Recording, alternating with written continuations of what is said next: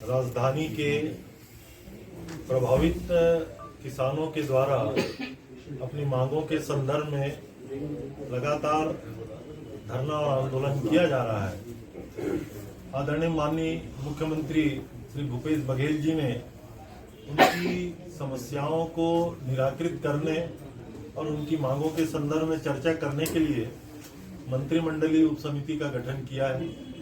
माननीय अकबर भाई, माननीय डॉक्टर डहरिया साहब और मैं तथा चूंकि नया राजधानी के प्रभावित क्षेत्र में आदरणीय विधायक श्री धनेन्द्र साहू जी का भी कॉन्स्टिट्यूंसी का कुछ हिस्सा लगता है, उनको भी बैठक में आमंत्रित किया गया था।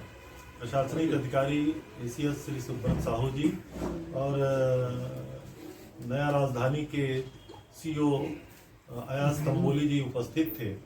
किसानों का प्रतिनिधि मंडल लगभग जो पदाधिकारी हैं वो भी उपस्थित थे और बेहद सौहार्द वातावरण में उनसे लगातार 3.5-4 घंटे हम लोगों ने चर्चा किया। बिंदुवार उनकी मांगों पे डिस्कशन हुआ। एज पर डॉक्यूमेंट जो हम लोगों के दस्तावेज में जो नया राजधानी के संदर्भ में लैंड एक्विजिशन किया गया है और जो मुआवजे का वितरण किया गया है, उसकी जो कुछ बिंदुएं हैं जिसमें उन लोगों को आपत्ति भी थी और उनके कुछ सुझाव भी थे, तो काफ़ी विस्तृत चर्चा किया गया। नई राजधानी की बसाहटों में जो पट्टा देने का काम है, आवास के लिए भी और अन्य कार्यों के लिए, उस संदर्भ में भी चर्चा हुई।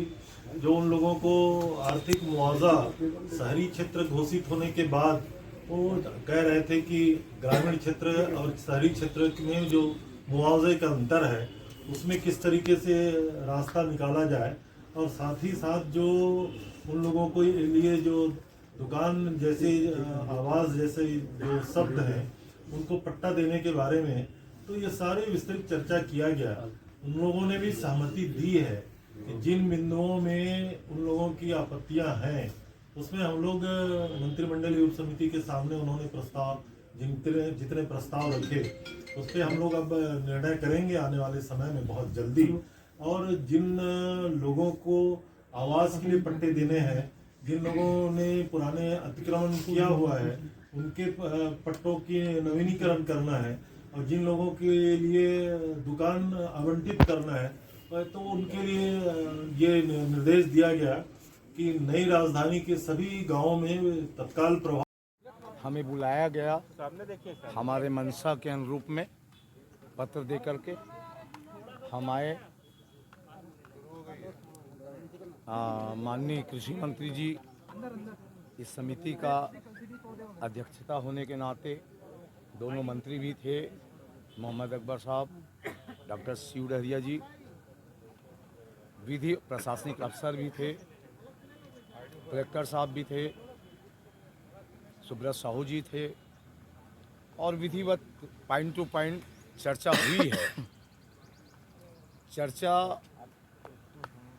हुई है और हमने समय सीमा का उनसे आग्रह किया है, लेकिन प्रशासन के द्वारा ये कहा गया है कि ज़मीन का हम सर्वे कराएंगे आप लोगों के समक्ष में, जिस पर पट्टा मिल रहा है संपूर्ण बसाहट का 1200 वर्ग फीट विकसित भूखंड हमारे वयस्कों को जो मिलना है उस पर सर्वे उपरांत उन व्यक्तियों को देंगे।